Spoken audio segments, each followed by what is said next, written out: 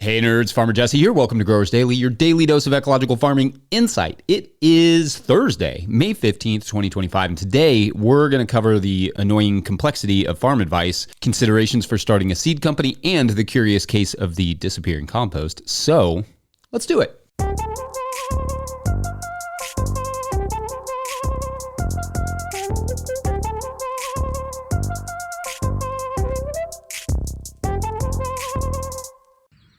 All right, I'm out in the garden and I'm taking a look around, and I noticed that it is officially escape season in the garlic patch. So pull it up slightly, pop it off, and saute. All right, everyone, we've done it again. We've arrived at yet another Thursday. That's wonderful news. Yesterday, I obviously, as you could tell by that clip, I found that the garlic was starting to scape, which is super fun. Garlic scapes are the flowers off the garlic plant, and basically you pull them or pop them as early as you can. One, because that's when they're most tender and delicious to eat, but also two, leaving your garlic scapes too long can result in lower yields on your garlic by a considerable amount, up to 20% in some studies. Maybe tomorrow we will talk more about some of these garlic stages because garlic rules. All right, so as has become the tradition on Thursdays, I like to try and get caught up a bit on Patreon questions, which have been coming in fast and furious, which is awesome these past few weeks it's the spring, so that makes sense. So let's keep that tradition rolling. Our first Patreon question of the day comes to us from Philip Dion, who writes, quote, "Hi, Jesse. Part-time hobbyist in a northern climate here. I've grown my garden from a small hobby to an enthusiastic one." Awesome.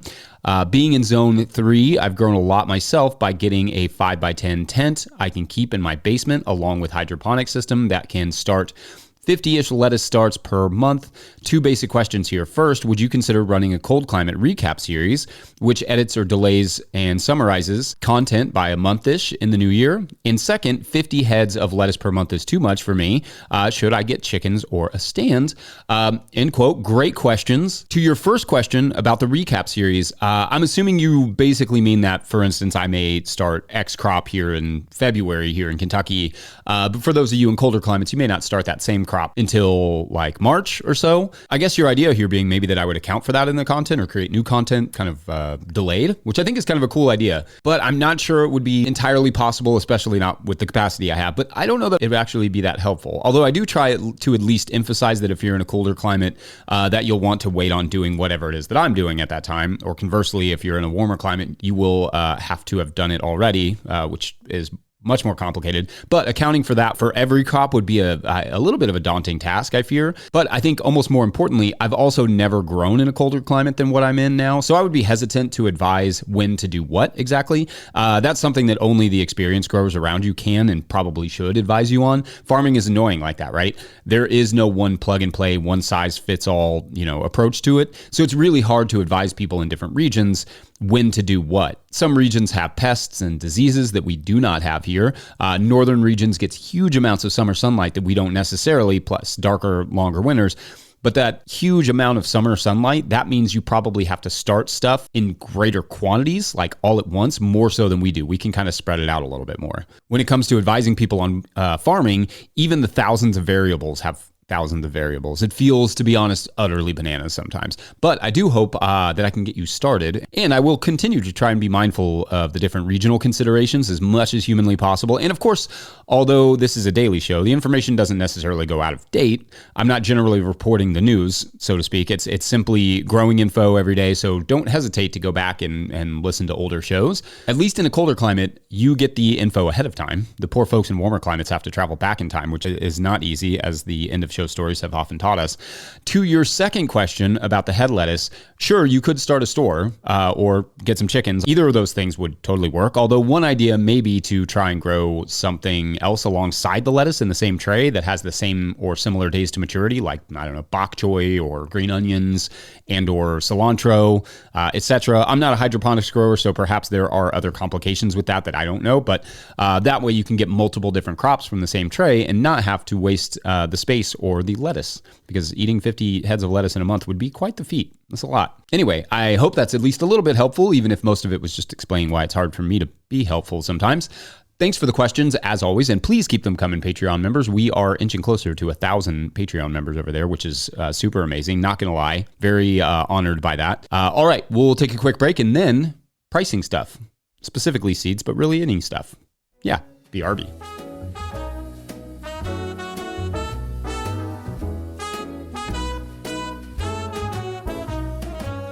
It's night in the city, and I'm on my way back home. Humming on my favorite ditty. Today's episode is brought to you by Farmhand. I started a CSA to grow food and build community, not to drown in admin work. Spreadsheets, emails, and pack lists take up too much time. If I could spend less time at my desk and more in the field, that'd be a win. Enter Farmhand. Farmhand automates billing, newsletters, websites, and member support, saving CSA farmers 20 plus hours a week. Focus on farming, not paperwork. See how Farmhand can help. Book a one-on-one demo with founder Ari at farmhand.partners/no-till. That's farmhand.partners/no-till. All right, back to the show. If you, the listener, are enjoying this podcast, getting even a small amount of value from it, consider supporting our work over at patreon.com/no-till-growers. I will try to get to questions from everywhere the questions come in, but I will always get to your Patreon questions. Now, today's second Patreon question comes from Patreon member Jesse Turitz, who writes, quote, "Hey, Farmer Jesse, I'm thinking about starting a small-scale seed supplier and nursery in Los Angeles. I really enjoy seed saving and have been doing so since I was a child. My goals would be to supply bioregional seed, root, and cutting stock to home gardeners and in this unique climate. While I have a lot of experience seed saving, I'm not as confident that my seeds are as quality as larger suppliers. I usually get great germination rates, but I get nervous about cross-pollination with neighbors or just missing something without the resource of a more professional operation. Not trying to make a ton of money, I just want to offset my costs in the garden as my ultimate goal. I feel like the best thing to do is just to start, but I don't feel like charging top price for my stock is appropriate. How should I price my stock? I don't want to undercut other suppliers, and I don't want to undervalue my seeds. The difference between $3 and $5 per packet seems negligible, but I'd hate for someone to pay more and then feel like the quality doesn't match. On the flip side, I'd hate to start low and then stop because it's not worth it, or have difficulty increasing prices down the line when my confidence is higher. Thanks so much for your help. Hope the recovery from the flooding is going well and wishing you a fantastic season." End quote. Okay, thank you. Interesting question. And thank you for the kind words about the flooding. I hope the same for you all with the fires, of course. What a year it's been already.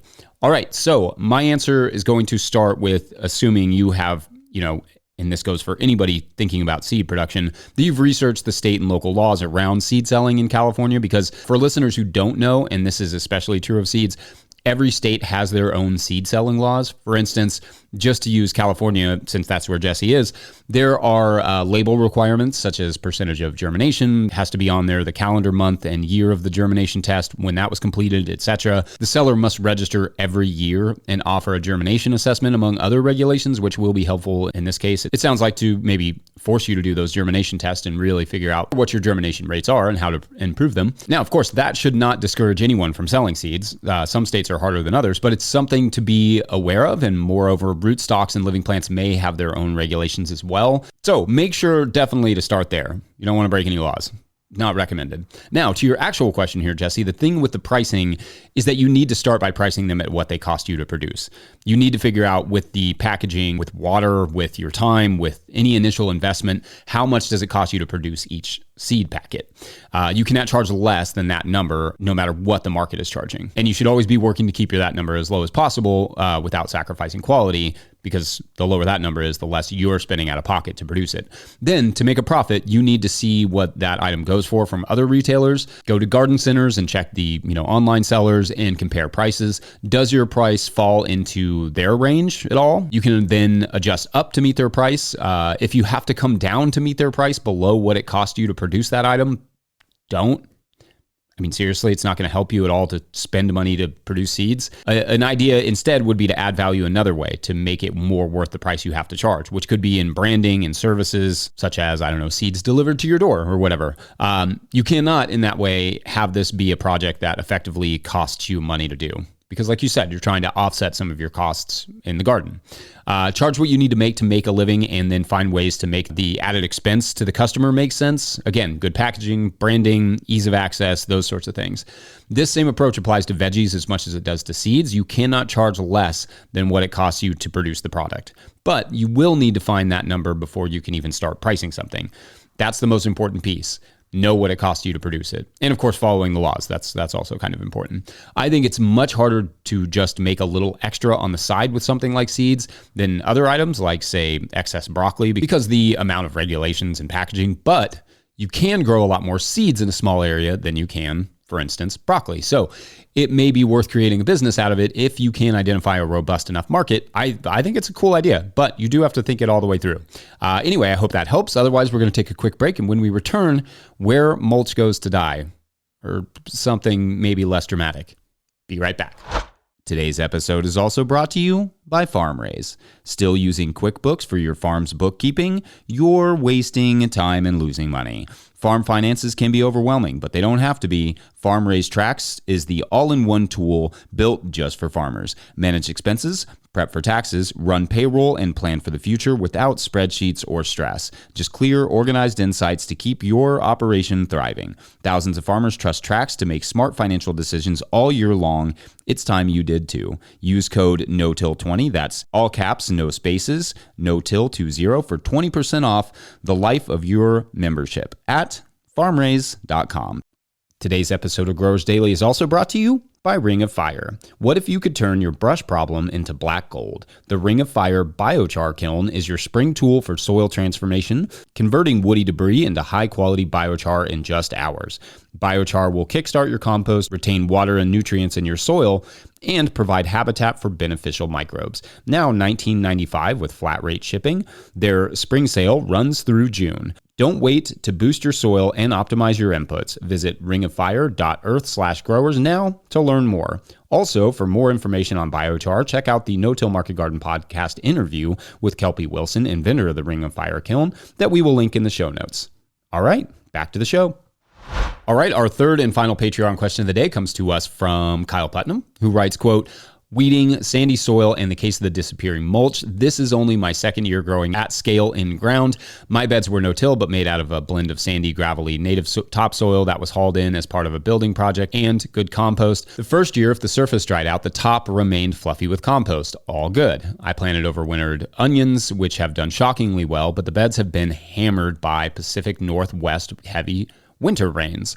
I have added light applications of compost a couple times in early spring. As soon as I cultivate with a collinear hoe and it rains, that compost basically disappears.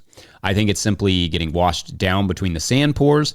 Now, when it dries out, the soil gets a fairly hard crust. No more fluffy compost top. The plants still look great, and if you dig down, everything looks as it should. I just keep losing that mulch layer weeding. It's like the in-ground beds eat the mulch. Is this in-ground thing happening? If I keep adding compost, will it eventually hit a critical mass such that the sandy pores will fill up and I'll be able to maintain a fluffier top layer again? End quote. All right, finally, a mystery show. So I feel this question a lot because you watch growers in drier climates who can maintain their compost mulches for a long period of time without having to refresh it every year. And it's easy to be like, what am I doing wrong? But the answer is complicated. Here in Kentucky, as I am assuming it is in the Pacific Northwest, we get a pretty near endless onslaught of heavy rain, at least here in the spring. And basically, whatever compost you have down slowly and predictably somewhat disappears. But it's not just the rain. What is happening is likely a combination of things. First, as you cultivate with that collinear hoe, at least some of the compost mulch is falling into the pathways. It's also being slowly shredded by the shredders, not to be confused with Master Shredder, who famously did not eat mulch, but things like arthropods and worms or whatever chowing down and slowly breaking down the mulch pieces until they are so tiny they resemble soil particles, but are also so tiny that they are mingling with soil particles and no longer acting as a mulch. Additionally, some may be blowing away at drier times, or at least blowing into the paths, or just washing into the pathways during the heavier rain events. So yes, some of it is creeping down into the beds, thus why the soil below feels so nice, but it's also just not the mulch it used to be. It's partially decomposed, broken down, that sort of stuff. This is one of those confounding things about compost mulching. It is legitimately cheaper to maintain in some regions than others, and not just for the price of the compost itself, but for the amount of time it stays as a mulch. Replenishing compost here in Kentucky or there in the Pacific Northwest as a mulch would cost about 1.5 times to double what it does in cooler regions with less rainfall. So that's fun. As for the part of your question about the sand pores filling up eventually, maybe sorta. As that organic matter slowly makes its way into the soil and as soil microbes slowly stabilize it with aggregates, the sand will become less and less sand-like, but it may take a while, and because of the rain, it may never entirely meet the critical mass that you kind of referenced there. Anyway, such is the wacky world of farming, of mulch, of decomposition, of microbes, of basically everything we do. So in a way, it's a good thing. I mean, it could mean that your soil is really biologically active, which is great. In another way, it's just an annoying thing that we all have to deal with. But I should say, when we've had compost down for a couple years, year or 2 years, it starts to decompose more. And there is a little bit of a weed equilibrium where weeds come up and as the mulch layer goes down, right? For the most part, even when we get that little bit of crusting on the surface, those beds, like you said, below are really, really nice. And those tend to perform really well. And they're much easier to seed into and to plant into. So I always think of it like a mixed medium of soil and compost. So anyway, great question there, Kyle. And keep them coming, Patreon members. Otherwise, we're going to call it a Thursday. Don't forget, we are now officially a 501c3 over here at No Till Grower, so donations are tax deductible, greatly appreciated. You can learn more about that in the show notes.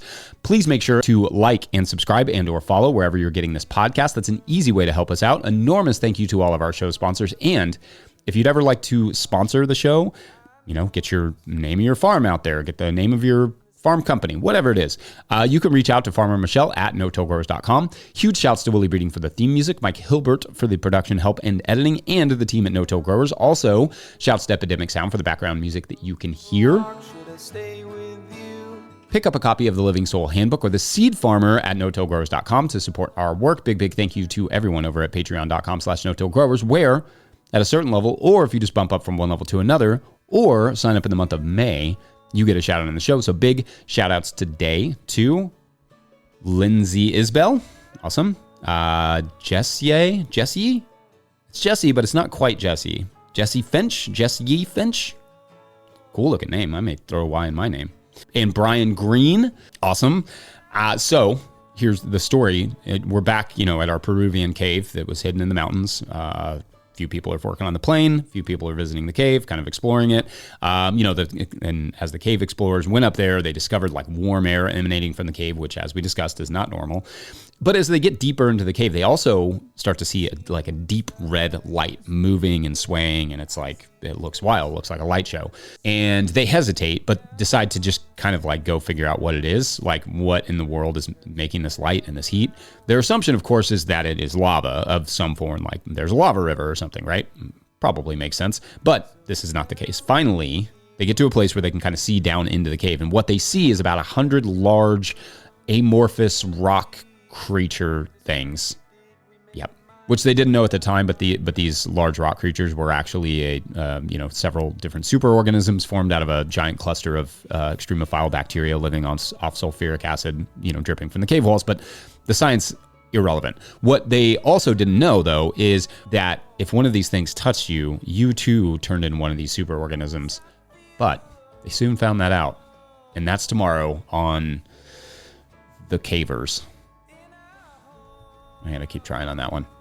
All right. Thanks for watching and or listening. We will see you tomorrow for Feedback Friday. Awesome. Bye.